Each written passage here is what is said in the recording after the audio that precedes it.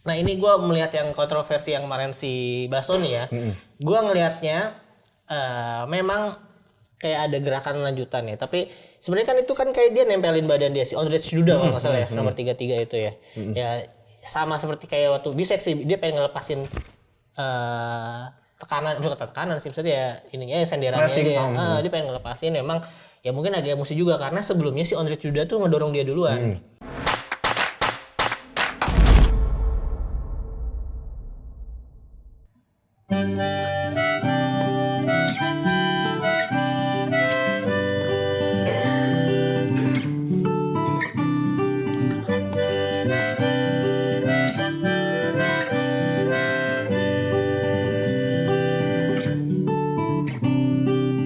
Pinball, opini football, tempat tifosi pada ngobrol, membahas sepak bola. Ayo kita bahas Serie A dan juga sepak bola dunia. Tifoi pezzo di merda. Woyo, Woyo. woyo.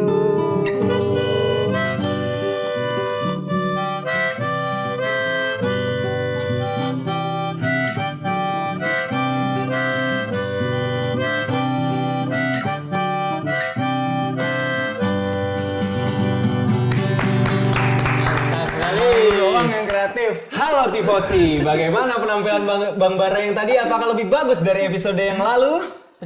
Beliau tidak mau kalah dengan penampilan Jason dan Ranti. aransemen yang baru, Bara Ranti. Nanti. Halo, selamat datang di Pinball, opini football. Kita akan membahas sepak bola dunia, khususnya Serie A Italia. Ini di episode kali ini kita akan merekapitulasi, anjay, Giornata 19 yang sudah menjadikan Inter sebagai juara paruh musim. Gue tidak sendiri, gue di sini bersama dengan dua fans yang berseberangan sekali ini. Ada Bang Bara sebagai fans dari kota Milan merah dan Abang Aldi dari kota Milan biru ya. Yoi. Kalau gue datang kok Rangga nggak datang sih? Iya dia menurutnya udah Masalah ada mulu perpecahan ini di sini emang. Iya emang udah pecah kongsi banget ya. Bersama saya di sini Michel Fabri yang menjadi wasit di antara dua orang ini. Jadi ya itulah ya. Sebelum kita lanjut ke pembahasan, teman-teman jangan lupa subscribe dan share konten ini agar ditonton oleh seluruh tifosi yang ada di seluruh Indonesia dan mungkin dunia ya, gitu. Kalau misalnya ada gitu ya, di mancanegara, para pelajar di luar negeri sana, di Taiwan biasanya iya ada. kan? Iya, dan juga agar kita bisa jadi pengurus PSSI gitu kalau kita banyak kan. Amin. Tapi BTW di kolom komentar episode kapan ya? Ada yang komen boleh juga tuh time songnya pengen jadi, dia suruh kita ya jadi Dia mau aja main tuh. basis deh, Dia mau jadi bass ya. Main bass, iya. Iya. Oh iya boleh tuh. Ya boleh. Oke abang, gue lupa namanya tapi gue baca komen itu abang. Tunggu aja nanti akan kita dikontak. akan Nanti kita akan main di synchronize ya. satu lagu doang opening. Satu lagu Openingnya Dewa nanti. Dia Dewa gitu dari situ. Ini Bara Ranti memang punya kepercayaan diri yang sangat tinggi ya. Oke langsung aja kita masuk ke rekapitulasi yang pertama.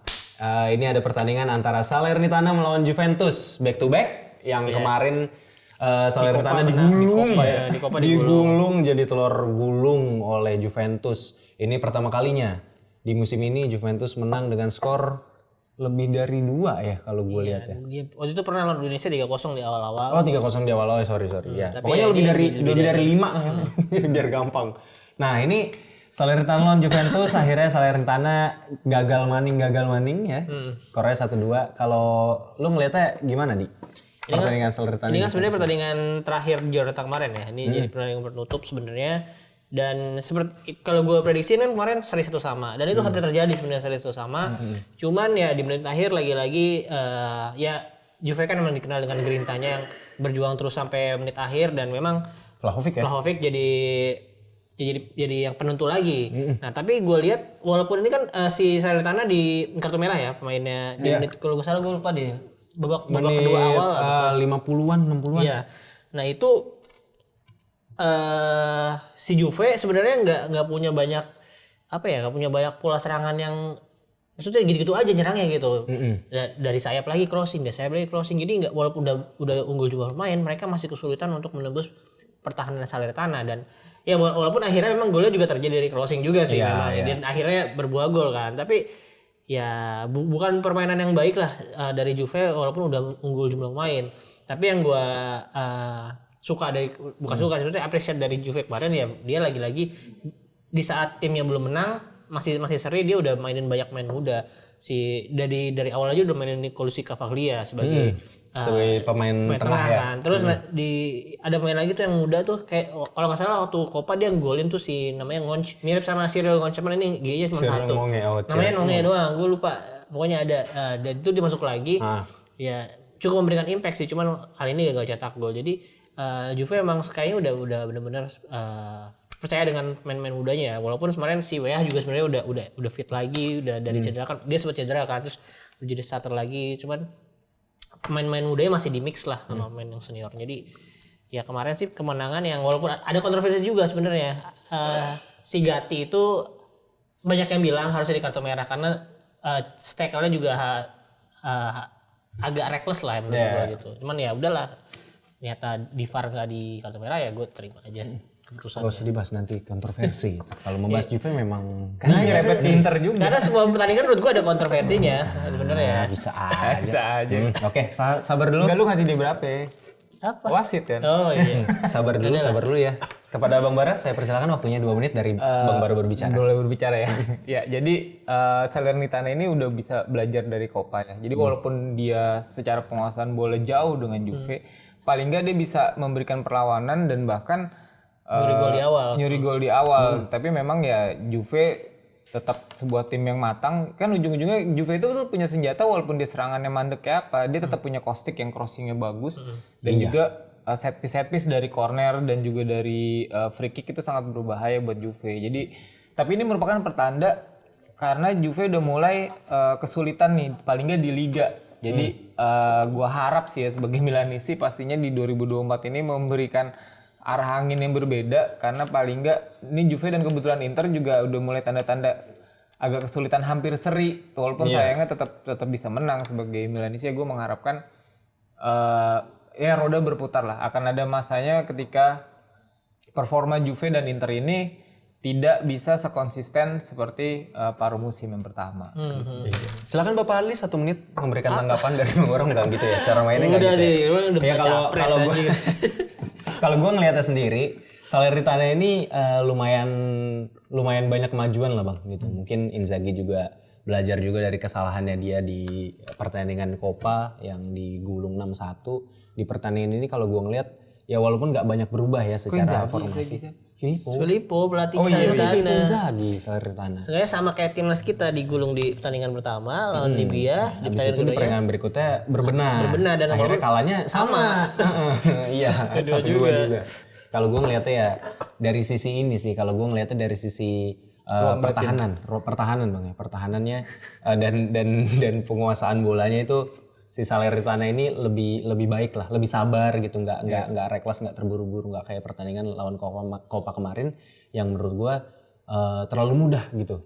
Salernitana ini diobok-obok sama Juventus. Jadi itu sih kalau gua ngelihat di pertandingan Juventus nggak ada yang spesial lah ya. Nah mungkin pertandingan selanjutnya ini yang sebenarnya cukup apa ya, kalau gua nontonnya sih bosen tapi ya cukup ada hiburan lah gitu ya sebagai penonton netral sebagai penonton netral kan saya wasit gitu ya. Ini ada Roma melawan Atalanta. Skornya berakhir 1-1. Paulo Dybala golin penalti. Habis itu dia nimpuk Koop Meiners di situ. Habis itu Koop Meiners golin di babak pertama melalui sundulan ya. Kalau gue ngelihat pertandingan ini Bang ya, sebenarnya dua-duanya sama-sama alot gitu. Atalanta sih sebenarnya lebih mendominasi serangan lah ya, lebih banyak umpan-umpan ke kotak penalti yang mematikan gitu ya. Namun sayangnya masih belum bisa kekonversi jadi gol aja. Begitupun Roma. Gue ngelihat Lukaku berapa kali dapat umpan-umpan yang sebenarnya bisa dia kalau dia sabar dia kontrol dulu sekali langsung tembak, tapi dia memilih untuk menendang ke arah burung. Angin ya, langit, ke arah langit gitu. Kalau lu ngelihatnya gimana Bang Bara? Ya babak kedua sih jujur gue tinggal sih ini. Kayak udah nggak ada peluang-peluang yang berarti ya. Tapi memang ini hasil yang positif balik lagi dari kacamata seorang Milanisti karena Atalanta tertahan seri dan dua-duanya ini kebetulan calon lawannya Milan nih.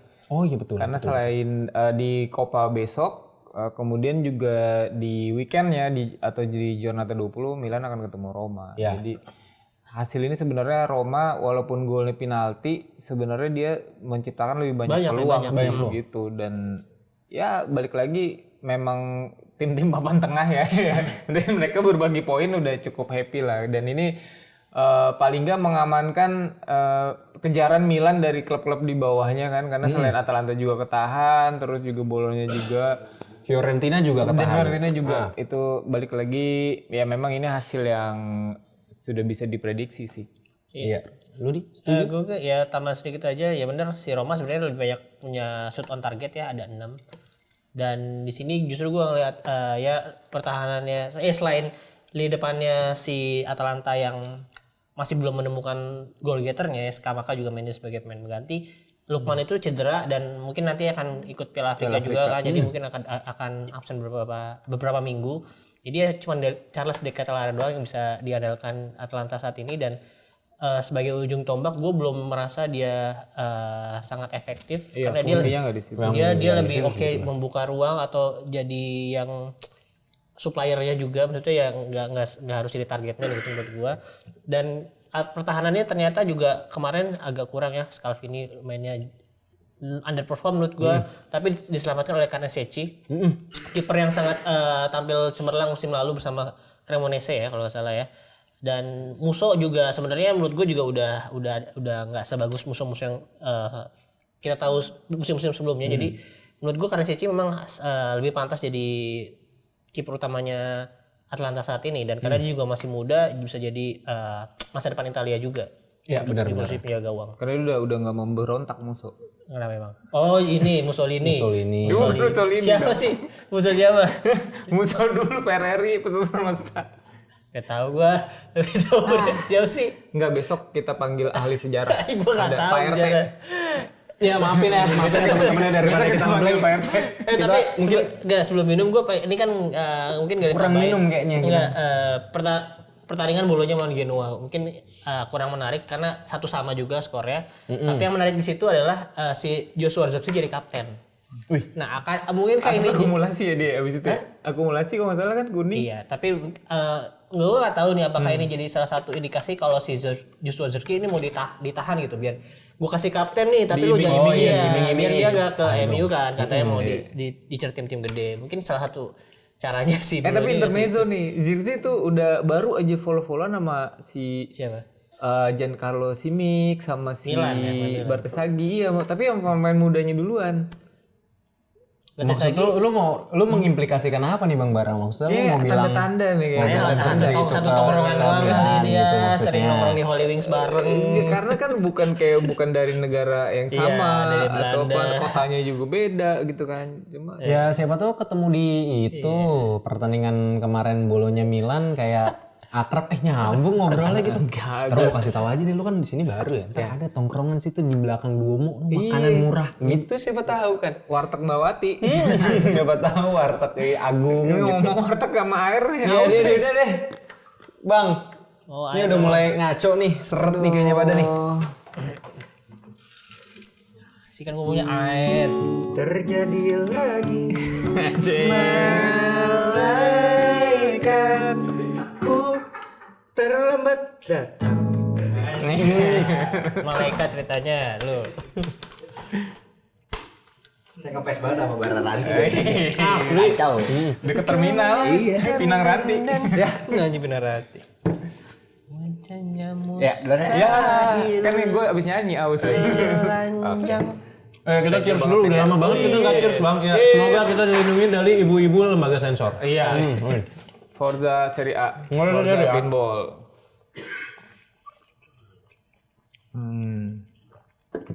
Gue beneran ngunyah nggak lu kayak di warkop beneran ini? Ntar lu. Iya.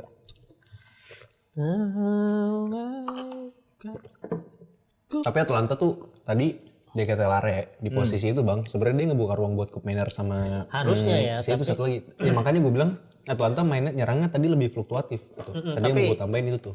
Si Koopmeiners sama satu lagi siapa? Ederson atau siapa? Sama Drun ya? Atau siapa?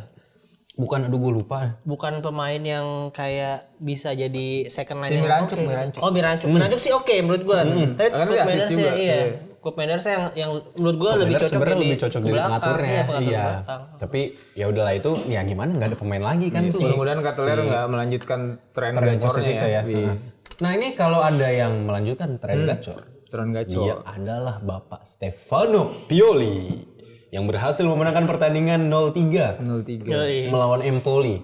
Bang Bara, lu kan emang udah enak banget sama Pioli. Iya. Cuman kalau di episode waktu lu lagi ngobrol sama Ibrahimovic tuh yang lu nggak datang, lu bilang tuh maksudnya kadang kita tuh lupa ngedoain pemimpin gitu kan. Jadi doain lah Pioli, lu nggak mau doain Pioli aja gitu tampil bagus. Lu coba deh kasih pendapat dulu deh ini. Ini suatu hasil yang didapat dengan segala keterbatasan ya. Mungkin kayaknya juga Milan diberikan angin segar dan ini siklusnya Pioli juga nih biasa. Kalau udah mulai agak terancam, abis menang kemarin sebelum Empoli lawan siapa ya lupa gue. Sebelum lawan Empoli itu kan Coppa menang lawan Cagliari. Ya, Cagliari. Ya 4-1. Nah Terus sebelumnya lagi lawan anjir lupa. ya itulah pokoknya. Itu Lawan Sassuolo 1-0. Sassuolo yang akhirnya bisa menang kan walaupun kayak gimana. Gue lupa gue pakai baju Benacer gue. Kayak gimana pun situasinya, tapi kalau Pioli udah di ujung tanduk akan menang. Nih angin segar lagi nih Pioli dikasih ngasih ke Milanisti kan. Cuma memang pemain mudanya Milan itu mantep banget sih. Jimenez juga adanya Selemaker ya. Mungkin mirip. Mungkin beneran anjing. Tapi ini bodoh-bodohnya kayak maksudnya anjir ini Primavera minjem pemain lu bayangin. Kan Jimenez minjeman dari Madrid. Maksudnya buat Sama nasibnya kayak Brahim Diaz kemarin. buat tim Primavera lu minjem pemain walaupun hasil positif mudah-mudahan bisa dilanjutkan lah walaupun udah dapet sih Terracciano juga di posisi yang lumayan numpuk nih. Ya kalau dari matchnya sendiri ya memang Milan lumayan cukup digdaya dan dominan ya di match kemarin. Dan pemain mudanya si Cakatrore bebek cetak gol. Mana di Coppa cetak gol, Di cetak gol di Serie A cetak gol lagi umpan dari Kapten Amerika. Yoi, karena Leo ini memang harus diistirahatkan kemarin sih karena udah besok lawan Atalanta di midweek, kemudian juga bakal ketemu Roma kan tadi gue udah bilang juga dan pasnya itu Cakatrore, gue rasa itu kalau Leo yang dapat peluang malah belum tentu gol. Karena dia antara nendangnya itu bakal ketinggian atau dia bakal gocek lagi yang mana dia kehilangan momentum gol. kadang jeleknya Leo itu tuh kayak gerakan-gerakannya tuh kebanyakan mikir. Iya, coba tuh kemarin dia ngeluarin ini jurus gua Rabona. Dia sering ngeliat Sampai lu update. Kalau ada teman-teman yang follow Instagram Bang Bara dia dengan PD-nya kayak lu udah tahu kan yang ngajarin Leo siapa sumpah itu kesel banget banyak aksi emang. Cuma gue masih tetap mau pesan sama Pioli nih. Pioli Bartesaghi nih mumpung masih muda. Lu jangan jadi LB dah, mending dibelajarin jadi CB. Sekarang lu lihat deh LB. Posturnya sih oke sebenarnya ya, jadi CB juga. Iya, LB mana yang bisa sukses di dunia dengan tinggi badan lebih tinggi dari 190 cm? Maldini doang. Yang Maldini 186. Oh, tapi tinggi lah maksudnya. Iya. Sebagai LB tinggi lah si Maldini. Ini lebih tinggi lagi. Lebih tinggi lagi tuh. Aduh, balance-nya bakal susah buat dia gocek dan kompet. Jankovic enggak setinggi itu. Itu ya. Ya Jankovic Elkan 184. Bagot. Enggak, CB. CB juga. Iya, Kemarin kan tiga back. Jadi kan sebenarnya back tengah di kiri dia. Itu aja sih pesan gua lebih bagus dia di CB dan juga Gabbia kemarin udah mulai main karena balik lagi keterbatasan pemain Milan malah mendapatkan tren positif. Ya, mudah-mudahan aja ini semangat baru 2024. Ibra juga udah mulai konsisten di sisi lapangan. Ada macam-macam di injek leher sama dia kan, kayaknya itu juga lebih memberi dampak positif ya dibanding dengan Pioli yang teriak-teriak kayaknya sih. Kayaknya daripada Ibra, belakangnya Ibra badannya gede lagi. Iya. Melotot doang dia udah ngeri. Dia di belakangnya tuh di belakang bench bener. Si Ibranya apa di tribun VIP biasanya kan kalau. Kemarin itu dia udah di bench. Oh, di bench dia. Udah teriak-teriak di bench dia. Ini tapi ini juga hasil dari doa sejuta umat tadi Bang, mungkin Bang ya. Itu untuk mendoakan Milan menang. Kalau lu nonton nggak pertandingan? Gue nggak nonton, cuman gue seneng banget Milan menang 3-0 ya. Kenapa? Ya, Kok lu seneng kan? Nyawanya Pioli nambah lagi, menurut gue seneng. Oh, jadi lu ngerasa Pioli stay. Dan Inter akan memastikan gelar Serie A gitu. Enggak kalau juga, menurut lu? kan jadi saya tambah seru maksudnya. Oh, Tapi semuanya Tapi 2 musim lalu tuh merasa implikasinya tidak enak ini Bang. kalau tapi gua ada lihat. satu yang bisa gue pegang dari hal supranatural ya maksudnya ketika juara paruh musimnya Iya, banyak ya. Milan yang Scudetto Inter. Nah kemarin yang terakhir Milan Scudetto itu kan paruh musimnya Inter yang juara. Inter yang juara paruh musim tapi kemudian Milan yang Scudetto gitu. Walaupun selisih nilainya nggak segede sekarang ya. Natural musim lalu kan Napoli waktu Napoli kan Enggak 2 tahun lalu. Kalau Napoli mah kan dari dia awal. juara paruh musim, juara. ini antara Milan sama Internya. Gitu. Sering begitu Jadi Bella. lu seneng nih. Berarti Pioli stay itu doa oh ini doa sejuta umatnya Tapi Interisti Bang. Ternyata Bang bukan Milanisti Bang. Iya, karena bergabung. Jadi Milan menang. Milan menang. Tapi maksudnya contoh aja Napoli ganti pelatih bukan jadi suatu yang baik kan, ujung-ujungnya karena dia terpongkeng di hampir keluar dari 10 besar gitu loh. Jadi ya nggak apa-apa lah. Pioli menurut gue ya sebagai fans, gue nggak mau POV fans Inter, maksudnya sebagai fan netral. Ganti baju dulu kalau gitu. Biar enak netral kayak gue. Ya jadi maksudnya belum tentu kalau misalnya Milan ganti pelatih akan lebih bagus dari Pioli juga. Itu yang pernah gua katakan juga di forum lain lah ya. Gitu. Gua pun setuju. Memang ya udah abisin aja sampai akhir musim. Maksudnya juara nggak juara ya nggak apa-apa ganti. Pastikan aja zona Liga Champions itu lolos. Kalau gue sih itu ya. Ini mungkin para Milanisti nggak setuju sama gue ya silahkan. Tapi mau ganti sekarang juga maksudnya nggak ada parameter pembenarnya juga Bang, karena Pioli juga masih bisa menang itu sih yang nyebelinnya gitu ya. Kalau mungkin buat fans Milan gitu. Ya tapi kalau gue nambahin Milan ya gue salut juga dengan keterbatasan yang tadi Bang Bara bilang ya, pemain-pemain mudanya bisa step up. Ya gue nggak tahu karena memang peran Piolinya ngasih arahan yang benar atau memang ya pemain-pemain ini gue punya kesempatan nih, mumpung kakak-kakak gue lagi pada cedera, gue pengen nunjukin sesuatu biar ya seenggaknya gue bisa main di Milan dalam jangka waktu yang panjang lah, walaupun gak jadi starter untuk saat ini gitu. Jadi itu sih itu yang gue lihat dari Caka Traore kemarin, Gabia juga akhirnya dia udah lama nggak main. Sebenarnya dari musim lalu udah ada kan Gabia kan? Ada, Gabia itu tuh pemain Primavera Milan. Iya, maksudnya ya sekarang ada kesempatan nih mumpung lagi pada cedera gitu kan. Jadi ya harusnya dimanfaatkan dengan baik ya. Semoga gue sebagai fans Inter gue juga bisa tuh melihat main-main muda Primavera Inter bakal dikasih kesempatan juga. Ya, benar. Tapi ini kredit juga buat Abate sih, karena pemain ini memang yang memang sudah perform di Primavera. Camarda, Zeroli, Caka Traore, Giancarlo Simic, Bartesaghi itu semua andil dari seorang Ignacio Abate juga. Iya benar. Dan juga mereka sehat-sehat Bang, nggak terserang demam berdarah karena Abate tadi. Oh iya, betul. Nyamuk. Karena mereka rajin ke posyandu. Bubuk Abate. Nah, kalau ngomongin tadi kita kan ganti pelatih nih ya. Maksudnya tadi kita bahas ya. Ini ada tim yang ganti pelatih. Habis itu mundur dengan kereta cepat nih. Kalau bahasanya yang lagi tidak hadir nih karena lagi katanya lagi ke Itali Bang, lagi ke Itali. Mau ngegeplak Mazzari. Siapa? Walter Mazzari. Iya, dia mau ngambil nomornya Mazzari dia. Gitu. Karena kemarin itu kasian banget dia di akuarium nggak ada yang milih. Iya. Dia keluar gitu begini pas ngelihat kebobolan tuh. Ini ada yang menarik juga dari pertandingan Torino lawan Napoli. Si Mazzocchi ya, sorry namanya Pasquale Mazzocchi. Itu adalah pemain barunya Napoli. Main 5 menit kartu merah. 4 menit bahkan sebenarnya. Lagi nyeliding kaki tinggi banget Pak. Iya, itu kartu merah akhirnya merugikan Napoli. Nah kalau gue sedikit kali ya gue ngasih pendapat. Torino di sini kalau gue bilang mainnya spesial juga enggak gitu ya. Maksudnya secara permainan bukan yang fantastis, taktis atau gimana. Cuman Napolinya sendiri kayak ngasih ruang terlalu terbuka gitu, terutama di sepertiga akhirnya Napoli gitu. Sepertiga akhirnya Napoli atau sepertiga inilah pertahanan Napoli lah ya. Nah itu jadi kayak enak banget diobok-obok sama si Zapata sama si siapa penyerang luarnya sih? Antoni Sanabria. Iya sama penyerang luarnya si Vlasic iya si Vlasic itu gue ngeliat kayak ya udah mereka aja tuh diobok-obok gitu. Nah kalau lu gimana ngeliat Napoli? Karena gue nonton.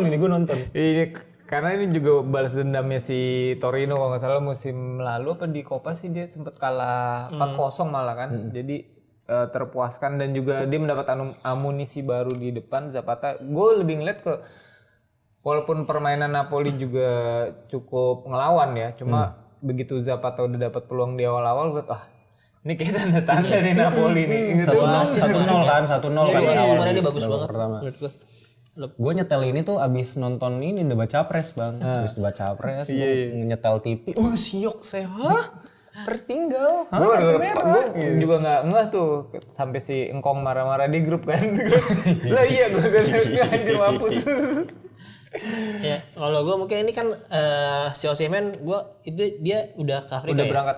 Udah berangkat ternyata ya. Iya, jadi yang gue sayangkan kenapa nggak si Simone Giovinazzi dulu yang lebih main dibandingkan Raspadori ya, karena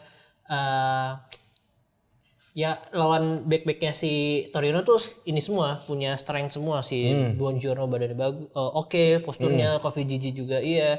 Jadi kayaknya untuk mengandalkan kecepatan sebenarnya bisa dilakukan, cuman mereka agak lebih ke belakang banget, jadi defense-nya memang agak sulit untuk memanfaatkan terupas-terupas atau kecepatan gitu. Jadi iya, first scale-nya juga gak kelihatan. Iya, gak kelihatan, bahkan juga dia kagak dapat bola. iya.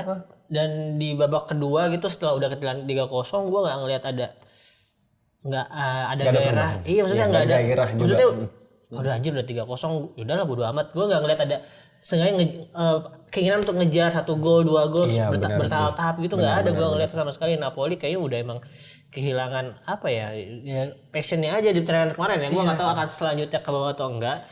Yang gue lihat kemarin sih gitu. Apalagi gue agak bingung kemarin sama back kiri yang cadangan main tuh si Zerbin kalau nggak salah. Dia maju-maju sendiri, si Kvaratskhelia-nya nggak ngikutin dari belakang, terus akhirnya dia bingung mau ngapain gitu. Ini kayak nggak ada koneksi aja antar pemain ya. Itu kacau banget sih. Tapi ini bisa men-trigger si ADL buat bener-bener nyari amunisi yang serius sih kalau ngeliat udah dikalah-kalah. Iya benar ya. Gue rasa ADL juga bukan orang yang bakal diem aja sih. Sekocak-kocaknya dia bakal nyari, walaupun pemain-pemain yang dicari ya seperti kata Rangga gitu ya, nggak jelas lah, siapalah inilah gitu, kayak terlalu gambling lah gitu lah. Jadi ya sabar aja lah ya, Napoli juara bertahan tapi terpongkeng habitatnya lah, hancur-hancuran. Kembali ke habitat. Nah, tadi Napoli kalah. Nah, ini ada tim yang hampir seri, yang katanya juga harusnya gol terakhirnya itu nggak terjadi bang, karena nggak dicek VAR gitu. Jadi makanya karena nggak dicek VAR jadi terjadi. Ini adalah Inter menang lawan Hellas Verona. Gitu. Gue mau langsung aja nih, waktunya 2 menit dari Bapak berbicara nih. Bagaimana pendapat Bapak tentang penampilan Inter melawan Hellas Verona? Ini sebenarnya pertandingan yang sangat dramatis dan penuh drama banget menurut gue di musim ini untuk Inter lah. Yang paling drama lah maksudnya. Ya memang dengan adanya Lautaro Martinez setelah 2 pertandingan terakhir dia nggak ada di tim, nggak bisa main, merubah penyerangan Inter. Di babak pertama memang Martinez terlihat sangat, maksudnya ya ini gua nggak main dua pekan gitu, ini gua saatnya ngasih yang terbaik langsung gitu. Gua kira bakal main di cadangan, ternyata dia langsung jadi starter dan implikasinya jadi gol juga karena di menit awal belasan lah kalau nggak salah. Terus setelah itu banyak peluang, terutama yang paling gua sesali adalah dari Arnautovic tuh. Dia bad day banget sih hari itu. Cuman gua nggak tahu good day-nya kapan. Gua mau bilang bad day, harusnya ada good day ya kan. Itu bad day terus aja bro. Menurut Arnautovic dia. Ini ada good day. Digantung-gantung. Kegantung good-nya soalnya. Pertama dia menyebabkan golnya Hellas Verona. Dia kehilangan bola menyebabkan serangan balik. Kedua dia ngalangin golnya Di Marco dari free kick ya, walaupun emang ada deflection pemain lawan atau pemain Inter sendiri, dia ngalangin dengan paha atau pantatnya tuh udah mau masuk bolanya, kayak Lukaku lah waktu itu. Lukaku sering banget ya gitu juga. Yang ketiga dia open sundulan, dia udah menang tinggi, udah menang jam, momentumnya nggak pas kena bola. Jadi ya gue nggak ngerti lagi, gue nggak tahu dia bakal jadi the next Lord apa enggak di Inter. Karena di Inter musim ini emang belum ada Lordnya setelah Gagliardini cabut. Lu nggak mau bilang Sanchez Lord?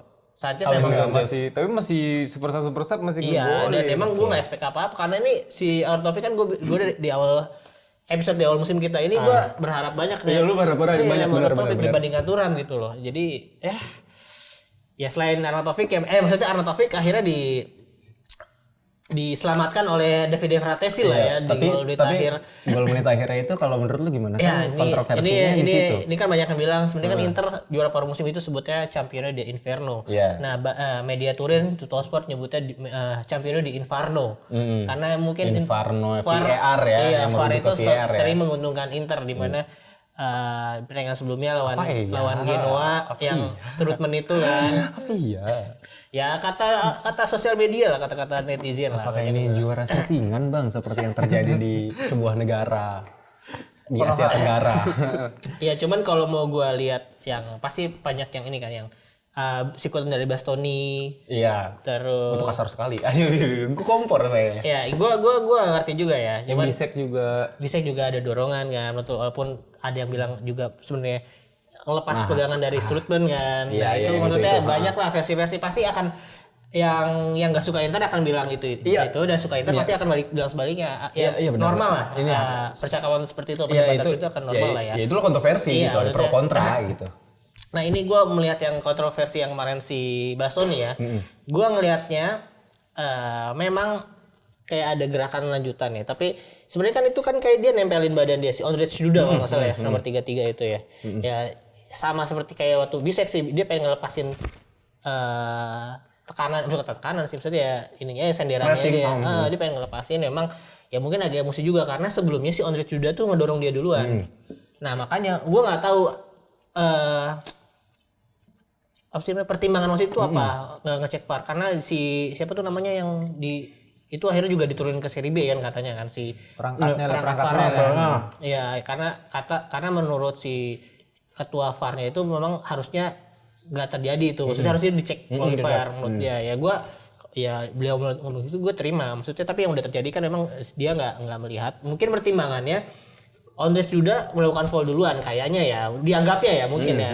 Jadi lu mau ngecek yang ya misalnya Bastoni foul, tapi ya si Ondrej Duda foul juga duluan. Jadi harusnya mungkin penalti buat Inter, tapi kan ternyata hasilnya adalah keuntungan gol advantage untuk Inter yang gol Fratesi itu ya. benar. Ya gue melihatnya ke situ sih sebagai fans yang memang gue di sini ya mungkin akan berat sebelah melihat untuk keuntungan Inter gitu loh. It's okay. Gitu. Dan ada lagi yang Jan Sommer yang penalti katanya dia harusnya udah kelepas dari garis kan, harusnya diulang kan. Nah, gue baca lagi tadi katanya memang ada yang bilang itu udah bener kok karena bola si Sommer nggak dapat bolanya, maksudnya nggak berimplikasi kepada nggak berpengaruh sama karena kena tiang kan. Terus bola reboundnya pun bola Verona masih dapat soalnya dan dia yang lebar sundulannya gitu. Jadi menurut wasit yang bertugas ya nggak harus diulang. Itu sih ya kalau gue lihat dari point of view gue dan yang ada di sosial media yang gue tangkap sih itu. Dan ya gue menikmati aja. Memang ada saatnya pasti tim itu diuntungkan sama VAR, ada juga pasti dirugikan. Iya, gue setuju. Dan memang ketika tim itu ada di atas, di pucuk ya, di tangga menuju juara ya memang itu hal-hal yang sangat terlihat jadinya gitu kan. Kalau Bang Bara silakan tanggapannya 1 menit dari Bapak berbicara. Gue sih nggak mau ngelihat dari andil wasit atau VAR ya, karena maksud gue menolak memposisikan diri sebagai seorang yang kalah yang mencari-cari alasan kenapa Inter bisa menang gitu. Gue setuju. Cuma memang gue lebih melihat kemarin itu beberapa kesempatan kalau Inter itu tidak respect dengan pemain lain. Maksudnya di beberapa serangan bahkan yang gue lihat juga pemain Verona tuh banyak masih terkapar gitu kan. Jadi kayak mereka mentalitinya ya memang Itali begitu, orang-orang Itali tuh kayak menghalalkan segala cara. Timnasnya pun juga pola mainnya kan seperti itu kan dia. Itu adalah sebuah upaya untuk mendapatkan kemenangan sih. Cuma memang sayang sekali dia tidak bereaksi akan pemain yang udah jatuh di kotak penalti kayak gitu kan. Sama yang kedua itu kalau dari yang keputusan wasit, lu pernah jadi wasit nggak? Kecuali yang fan football ya, maksudnya walaupun kemarin misalkan lu di kampus atau apa. Iya, paling kelas meeting atau kayak lagi di komunitas ya gue pernah. Psikologis wasit itu adalah ketika dia melakukan kesalahan dia berusaha untuk mengkompensasi. Dan dari match kemarin sebenarnya kompensasinya itu adalah ketika dia udah memberikan penalti gitu. Jujur kalau ya gue wasit ini ya, wasit amatiran parah ya. Iya sama. Tapi gitu. ada perasaan itu. Ada perasaan kayak gitu kan. Atau kalaupun gue melakukan kesalahan, gue tau gue salah tapi gue tetap tegas, paling gitu sih. Iya, berusaha tegas di situ ya, tapi kayak kalau ada momentum lagi buat tim lawan gue agak lebih lunak nih karena mengkompensasi kesalahan gue di sebelumnya kayak gitu. Gue nggak tahu ya rasanya jadi wasit profesional, tapi kalau gue posisi wasit gue ada begitunya. Iya pasti kayak gitu. Dan tapi balik lagi ke momentum Juve dan Inter yang mulai rada berebet nih karburatornya. Jadi dan besok juga akan ngelawan Monza, bukan tim yang lumayan giant killer lah hitungannya. Ya tetap gue rasa sih ini bisa menghambat dan membuat persaingan Scudetto ini menjadi kayak restart lagi dan lebih seru lagi di paling nggak di 3 tim atau 4 tim teratas sih. Iya, kalau gue mungkin nambahin dikit, ya benar yang Bang Bara bilang tadi ya, maksudnya yang on the sudah itu kan jatuh kan harusnya mungkin kalau misalnya pemain Inter respect dia buang bolanya dulu, delay serangannya ya. Cuman gue juga nggak expect atau gue nggak tahu juga ada tim lain nggak ya, maksudnya yang lagi kondisi dalam butuh kemenangan akan melakukan itu. Kayak menurut gue juga gue jarang lihatnya gitu loh. Musim lalu juga Inter kena kayak gitu juga waktu lawan Lazio, waktu itu Di Marco cedera tapi si Lazio tetap bikin serangan dan jadi gol. Dan makanya gue bilang gue jarang lihat itu, dan gue gak expect juga kalau Inter yang dalam kondisi lagi terkapar mainnya dan lawannya lagi butuh kemenangan, mereka akan melakukan itu. Iya. Yang gue satu-satu yang melakukan itu, fair play melakukan itu ketika dia lagi kalah adalah timnas futsal Indonesia doang. Dan itu juga banyak dikritik kan. Iya kan? Ya terlepas dari gini. Kadang kalau gue ngelihat ya dia secara moralitas memang itu kontroversial gitu ya. Mungkin nggak baik apa segala macam. Tapi mungkin ya ini kompetisi gitu ya. Ini kompetisi, ini kan bukan perang atau apapun lah ya. Kalau gue ngelihatnya, gue setuju kalau emang lo harus menghalalkan segala cara tadi untuk menang gitu. Karena gue nggak pernah nih Bang ngelihat orang yang baik-baik banget itu jadi juara juga. Maksudnya tetap harus oportunis gitu. Jadi gue rasa fine aja gitu. Kalau misalnya akan ada kontroversi atau dianggap arogan atau apa ya udah gitu. Tapi Indian ya yang diingat ya lu juara gitu kan. Maksudnya itu terjadi di cabang olahraga lain gitu. Misalnya kayak di F1 gitu. Kita tahu Max Verstappen kayak gimana kontroversinya kan, belagunya kayak gimana. Tapi ya kalau nggak gitu ya mungkin nggak menang gitu. Atau F1 lagi misalnya Sebastian Vettel di zaman 2010-2013 Bang, kalau lu ngikutin mungkin kan. Itu kan kayak gimana kurang songong apa gitu kan itu orang gitu. Mungkin kalau yang ngikutin F1 di film Cars. Iya. Atau lu tahu Lightning McQueen di film Cars kan? Maksudnya dia se-oportunis apa gitu untuk juarain Piston Cup gitu. Sampai akhirnya mungkin dia disadarin gitu bahwa ini cuma piala ciki gitu. Ya tapi maksud gua itulah. Untuk lo jadi juara ya perlu mentalitas bodo amat kayak gitu. Nah, kalau mungkin gue mau nambahin juga tadi kan Bang Bara bilang Inter saat ini juara paruh musim. Nah, ini gue akan bacain beberapa data juara paruh musim yang gagal menjadi mendapatkan Scudetto dari musim ini. Ya, gue jawab. Ada satu AC Milan waktu juara paruh musim 2013 kalau nggak salah 2012. Enggak, itu yang Juve juara. Yang Juve juara. Itu dari awal Inter, bukan Inter, gue lupa deh. Milan itu. Ya udah lu. Ini dari tahun 2000 ada AS Roma. Itu abis juara kan dia 2000-nya, 2001, 2022 dia hampir juara lagi tapi gagal. Terus AC Milan di 2002, 2003 justru.